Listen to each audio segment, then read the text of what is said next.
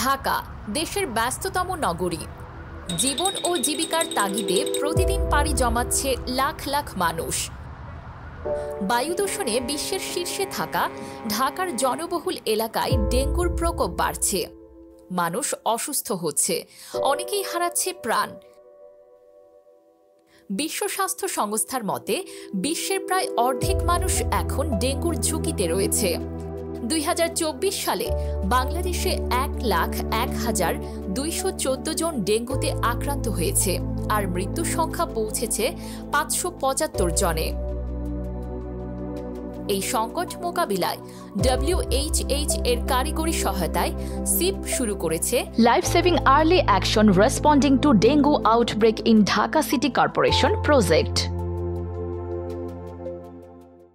আমরা সিপের কাছ থেকে আমি ব্যক্তিগতভাবে যে আপনারা যদি আমাদের এই সহযোগিতাটা করেন, প্রজেক্ট পিরিয়ডটা যাতে মিনিমাম 1 থেকে 2 বছর হয়, কারণ 3 মাস 4 মাস 6 মাস করে এটা আউটপুট খুব একটা আমার সাস্টেইন করবে না। আমার এই প্রজেক্টের আউটপুটটা যদি আমার সাস্টেনেবিলিটিতে আনতে হয় মিনিমাম 2 ইয়ার্স এটা নিতে হবে, এবং এই 2 বছর আমার কোনো নির্দিষ্ট কমিউনিটি না, টোটাল ওয়ার্ডটাকে আমার কভার করতে হবে, তাহলে আমাদের জন্য ভালো হবে। আর যে সাপোর্টটা ওনারা দিয়েছেন প্রান্তিক জনগোষ্ঠীকে, সেটা ঠিক আছে। শীতকালে যে পরিমাণ মশা থাকে তাতে যারা মশারি বা অন্যান্য সাপোর্টগুলো পেয়েছেন অনেক উপকার হয়েছে। প্রান্তিক জনগোষ্ঠীতে যেসব জায়গায় এডিস জন্মায় সেই পাত্রগুলো হয়তো সে তার পারিবারিক কাজে ব্যবহার করে, সেটার পরিবর্তে কি সাপোর্ট দিলে তার ভালো হবে সেগুলো বিবেচনা হওয়া দরকার।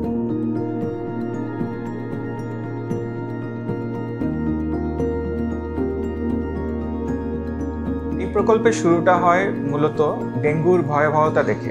2019 সাল থেকে 2024 সাল পর্যন্ত ডেঙ্গু একটি মহামারীর আকার ধারণ করেছে। WHS তার সহযোগী সংস্থা সিপের সাথে একত্রে WHS অ্যান্টিসিপেশন এবং প্রিপেয়ারনেস ফান্ডের আওতায় এই প্রজেক্টটা চালু করে। এই প্রকল্পের উদ্দেশ্য ছিল মূলত 3টি। প্রথমত, মানুষের জীবনে ডেঙ্গু বিষয়ক সচেতনতা তৈরি করা। দ্বিতীয়ত হচ্ছে ডেঙ্গুর বিস্তার রোধ করা, এবং তৃতীয়ত স্থানীয় জনগোষ্ঠীর দক্ষতা বৃদ্ধি, যাতে ডেঙ্গুকে আরো সুন্দরভাবে বা সক্রিয়ভাবে দমন করা যায়।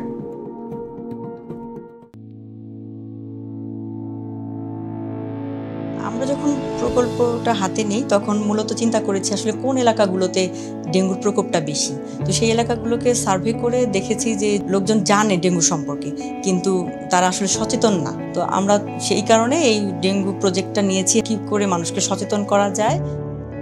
আসসালামু আলাইকুম, আমার নাম কালু শহীদার। আমরা ডেঙ্গু সম্পর্কে আগে আমরা জানতাম না। সিপের একটা টিম আসছিল আমাদের এলাকার মধ্যে, হলো যে ওনারা প্রথমে এসে রেজিস্ট্রেশন করছিল কে কিভাবে থাকে, সেই অনুযায়ী আমাদেরও কিছু মিটিং করছিল যে ডেঙ্গু কেন হয়, কিসের জন্য হয়।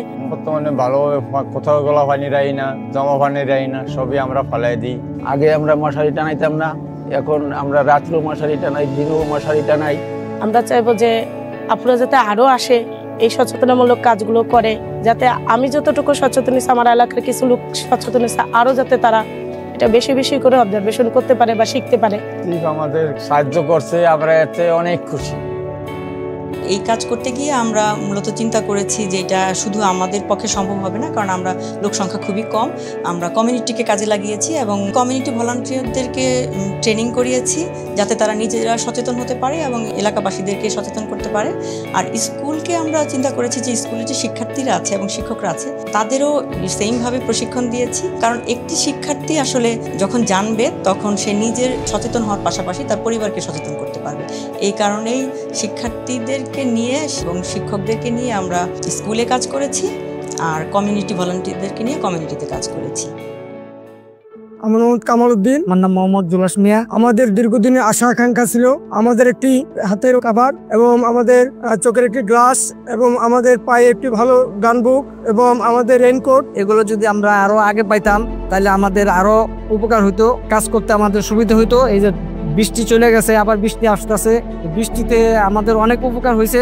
WHS কারিগরি সহযোগিতা পাওয়াতে আমি বা আমাদের যারা সহকর্মী আছে, যারা মশক কর্মী আছে, এরা প্রত্যেকে খুশি এবং শিবির উপরে প্রত্যেকের একটা আস্থা আসছে যে আসলে এরা আমাদেরকে সহযোগিতা করে।